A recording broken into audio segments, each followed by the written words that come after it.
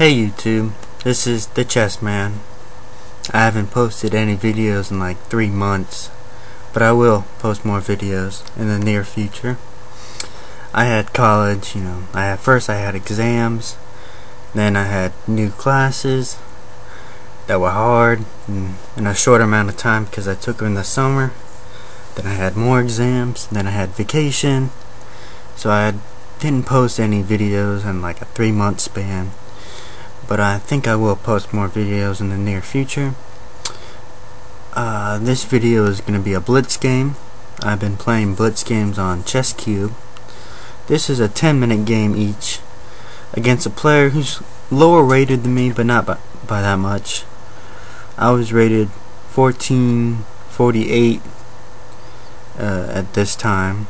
He was rated 1425, so it's not that bad. We had 10 minutes each.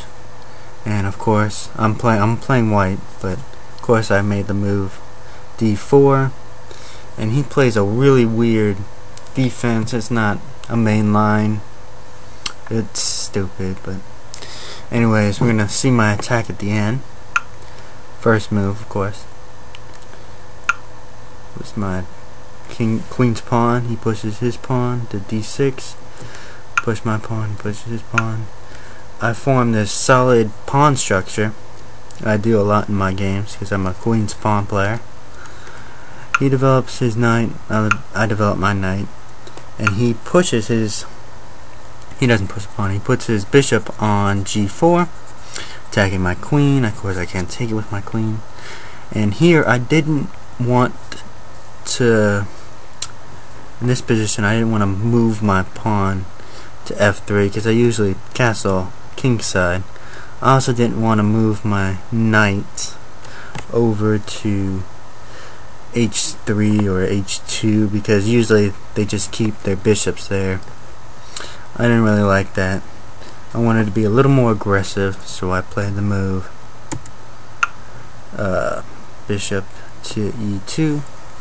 Now this either forces the black to retreat his bishop or put another defender for the bishop, because if he leaves it as is, my bishop would just take his bishop and he can't take back. If he does take back with a knight, I would just take the knight with my queen. So he puts a defender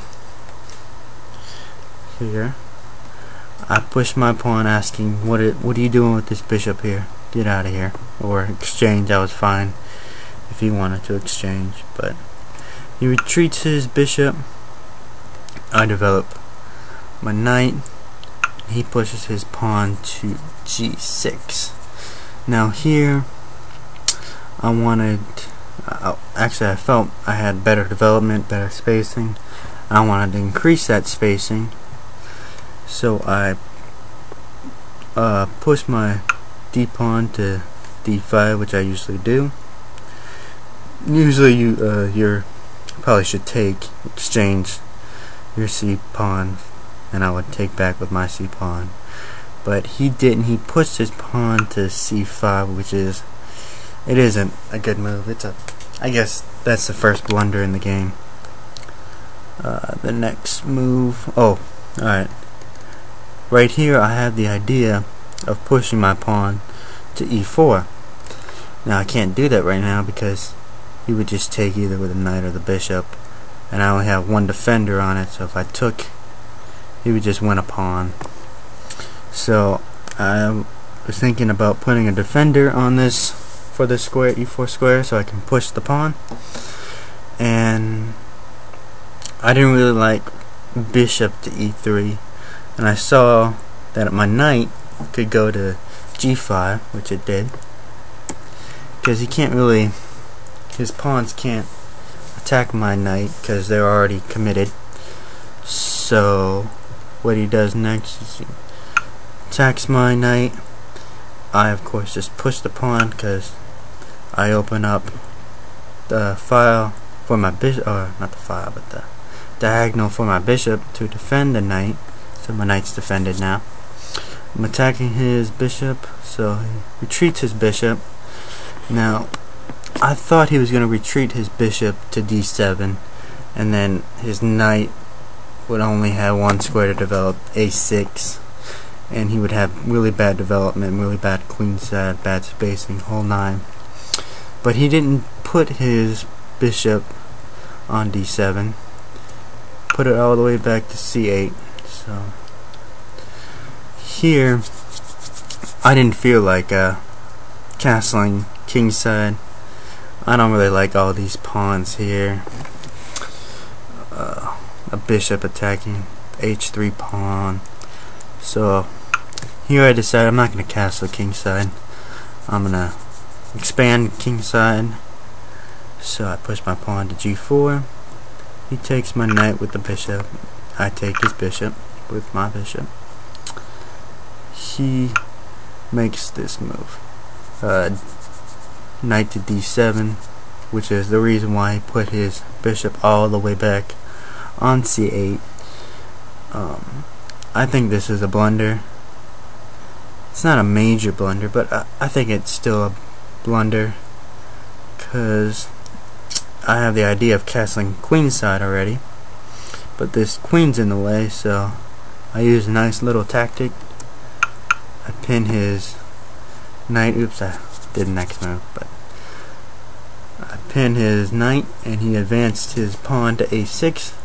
Now there is no threat of b5 here. I already see that, because I would just probably take with my knight to keep this pawn structure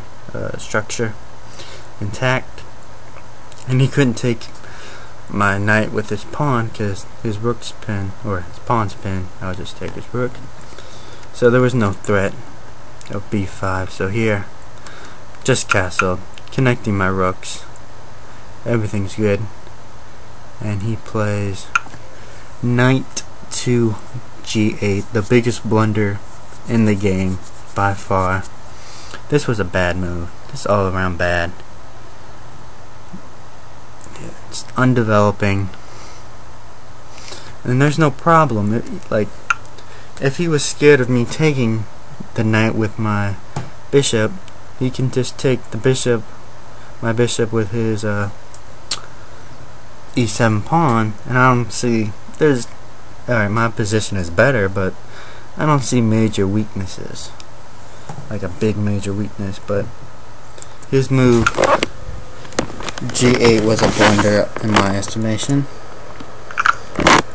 I want to open up my file for my rook, so I open a file, and here of course I put my rook on the open file. Now pushed his pawn, I retreat my bishop. Here I already have the idea of doubling up rooks. Oops, sorry. Alright, I went ahead of myself, sorry. But anyway, here I felt that this was a blunder when I first saw this move, because my idea already is to attack on his king side with doubling up rooks, using my bishops, bringing my queen back to this diagonal.